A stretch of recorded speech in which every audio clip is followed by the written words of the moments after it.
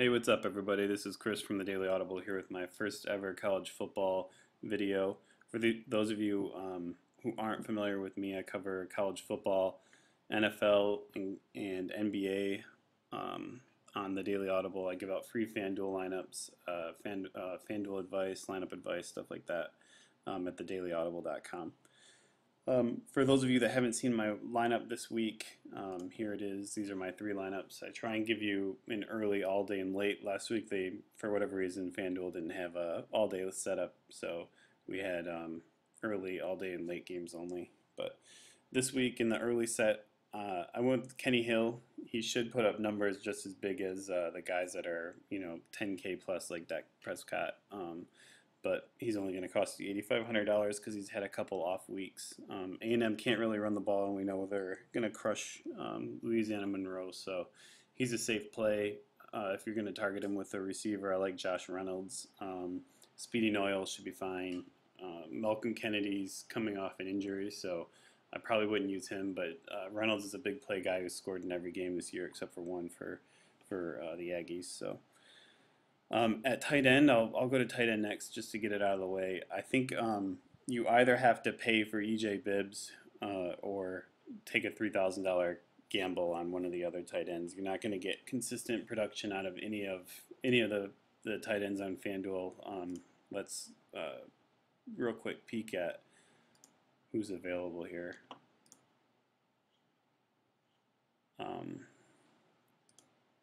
Okay, so you can see Bibbs has had three fairly big weeks in a row, 24, 11, and 21, scoring 5 touchdowns in 3 games. He's also, he's just a good tight end. He's talented. He's probably the best player on Iowa State's team, and they should be throwing against Oklahoma. So it's not a great matchup, but they should be, trying to come back from behind for the whole game. So I guess, Wolford's a pretty good player for Miami, and UNC does give up a lot of yards through the air. So I don't have a problem with you using Wolford, but if you're not using one of those two, I don't think you pay anything over 3,000. You take your best bet down here and with one of these guys and hope for the best. I like Gibson because he scores touchdowns for Nevada. It's a decent matchup with San Diego State. So, but that's my thoughts on tight end. Coming back to the early lineup. Pirine is my top player this weekend. I think he's going to have a multi-touchdown game against Iowa State. Iowa State gives up a ton of rushing yards. I think they're bottom 5 in the country. I think New Mexico State is also bottom 5. Illinois, I know, is bottom 10 or 15. So there's a lot of good matchups out there. For Ezekiel Elliott, JT Barrett's kind of, he's got an injury, some kind of leg injury he's dealing with. So I expect Meyer to use Ezekiel Elliott against Illinois heavily this weekend. Baylor has a nice matchup with Kansas. I like Goodley a little more than Coleman, but obviously you're going to save $1,500 by going with Corey Coleman. I wouldn't use any of the other receivers, Cannon or Norwood. They're just not consistent enough, so stick with one of these two if you're going to target a Baylor receiver. Obviously, the biggest risk I took this weekend in my college football lineups was using Michigan's Devin Gardner and Devin Funchess after the start to the season they've had. But if you look back at Gardner's numbers against Indiana last year, he had 500 passing yards and 80 rushing yards and I think 5 total touchdowns. So a monster game. And they're kind of due to get back on track. They're not, he's not going to have that kind of game again.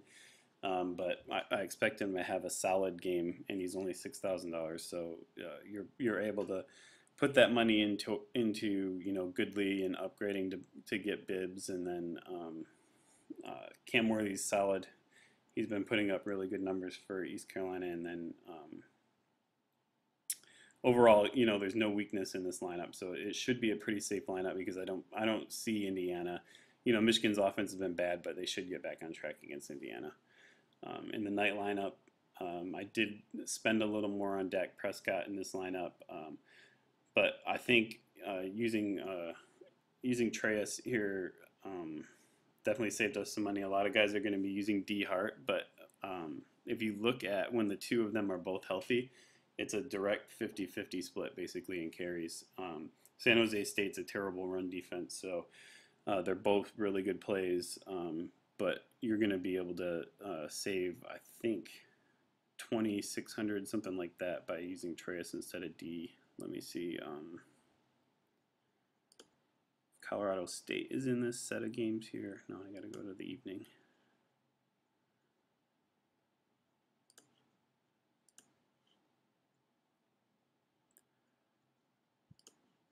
Okay, so D Hart 6,800. Yeah, so if you use Trace instead of D, you're gonna save you know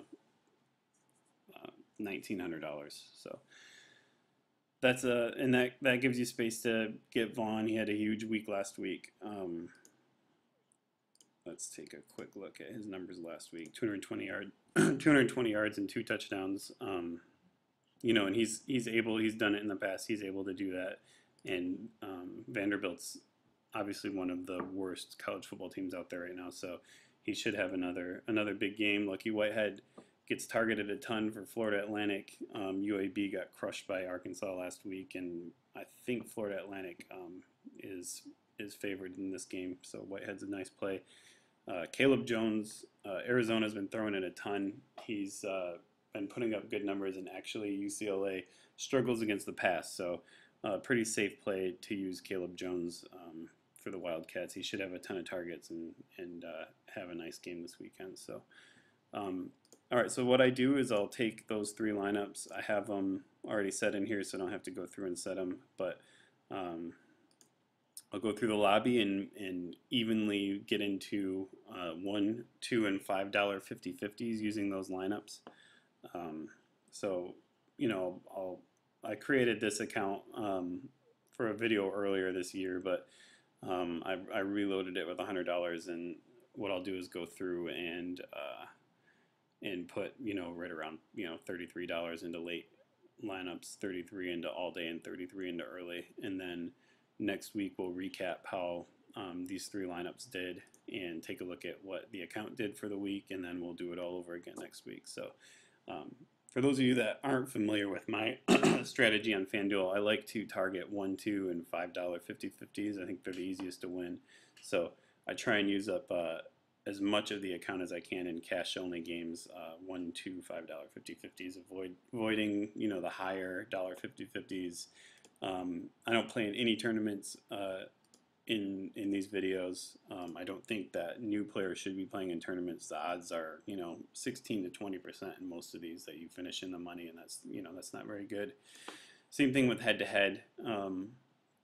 If you're a new player and you just come over and look at some of these head-to-head guys, I mean, they've played in thousands and thousands of games, so not something you want to be messing with. I would avoid head-to-heads to get you started as well. So just focus on these easier 50/50s, the smaller dollar ones. If you have a big account size, then just enter in more games. It takes a little bit longer, but with their quick entries, you can go through them pretty quick and fill it out. So I'll go ahead and do that now, and we'll recap everything next week. All right.